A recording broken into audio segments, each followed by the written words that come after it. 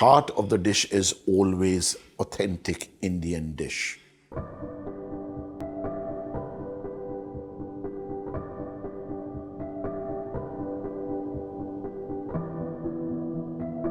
I never compromise flavor because of presentation. For me, flavor is more important. All the dishes, there is a story behind it. There is a reason why I use those combination. So there is no vague kind of a fusion that you are making a dal makhani pizza or something like that. It doesn't work like that. And that is what we do at Indian Accent. Regional food, Indian home food with unique combination and a little bit of twist. So you uplift it and make it global Indian food.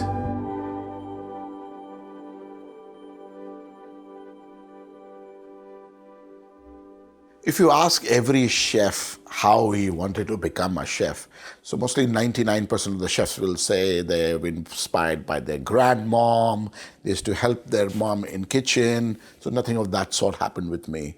I belong to a completely vegetarian household, means no meat, no eggs, no fish in the house. My father never used to eat even onion and garlic. So we were very restricted kind of a kitchen. But I think nobody stopped us from eating it outside the house. Then going to a hotel school was a career decision. And when I reached hotel school, I found kitchen was the most interesting part. You can innovate something, you can create something of your own. So that really fascinated me, and that is how I started with cooking. I don't think anybody in this world can make a perfect dish.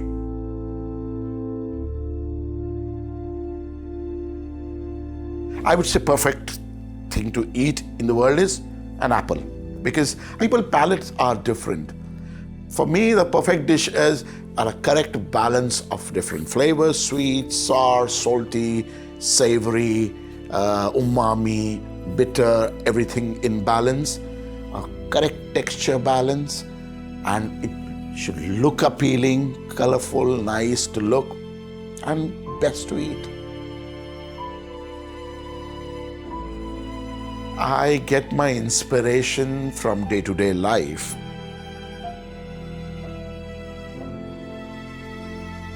You have to keep your eyes, ear, and nose open all the time as a chef, I would say.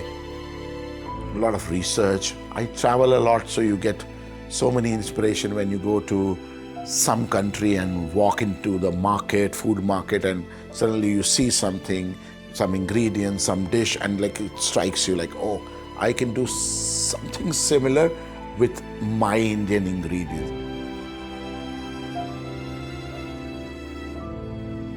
All these things, they really inspire, I would say.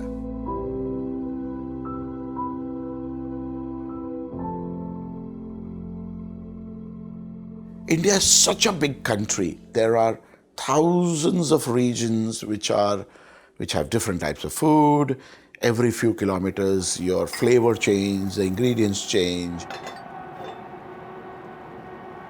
What I wanted to do, get things from region, small region, like the crab and dried shrimp pulao we make with the scallops in my restaurant. That pulao comes from a very small fisherman community near Mumbai called Malwani community, and they created that rice with dried shrimps and all. So this was the whole idea, getting things from different region, give little twist like serving that rice with scallop, with a plated thing, so that it really enhances the dish. It becomes more presentable, more relatable, looks good, and tastes definitely good.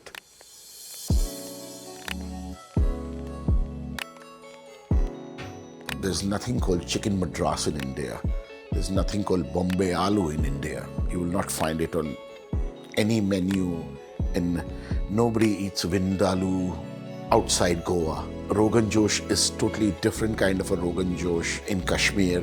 Chicken tikka masala is not even an Indian dish. It is originated in UK. It is a British invention. We eat naan when we go to an Indian restaurant. the way everyone else in the UK. Nobody cooks naan in their house. India is all about spices. India is not about chilies. Chilies came to India 350 years back from Mexico. India is all about herbs, which we use a lot in India, and that is what we do it here. So idea is to get real Indian flavors, but we do it in slightly more modern way so that it doesn't intimidate you. You can easily relate to it. In 2006, I came to London. There were few Indian restaurants which were doing real Indian food rather than typical Bangladeshi Indian food. But I learned so many things working with different types of protein. There are so many things I saw first time in my life, things like caviar, foie gras, scallops, and langoustine. And it really fascinated me to how can I use all these local fantastic produce in my cuisine. My thing was like learning things from London, doing it in India, perfect it, and then get it back to London.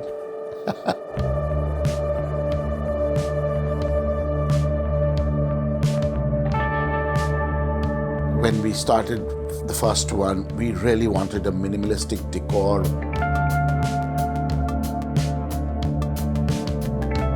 You should not feel Indian thing when you enter in the restaurant, which is a very stereotype of putting Rajasthan or Goa or Jaipur on the wall and big Ganesha, just to focus that this is an Indian restaurant.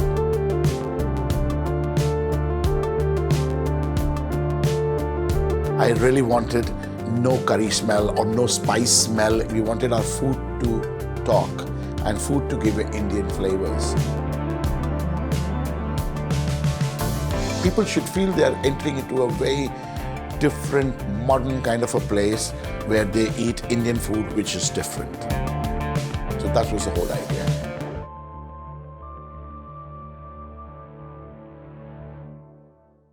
When we started Indian Accent in the beginning, it was completely different thing for city of Delhi, and that opening an Indian restaurant without butter chicken, without traditional Indian stuff.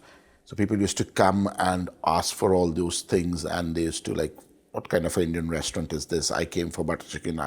People used to walk out also. But then slowly, I started meeting guests, tried to explain what we are trying to do, and people understood. Getting into 50 Best was really exciting.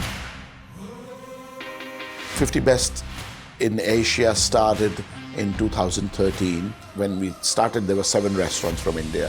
Now there are only 1 restaurant from India, that is Indian Accent, and we are number 17 on the list, and we are number 60 on the world 50 Best list. Last 5 years, number 1 on TripAdvisor in India, number 3 on TripAdvisor Asia list, number 19 on TripAdvisor World list. So all these awards, all these recognition, all these lists, they are very, very good. But our main focus is also to be on our guest. Till the time you are going happy from my restaurant after eating my food, that's the big award, I would say.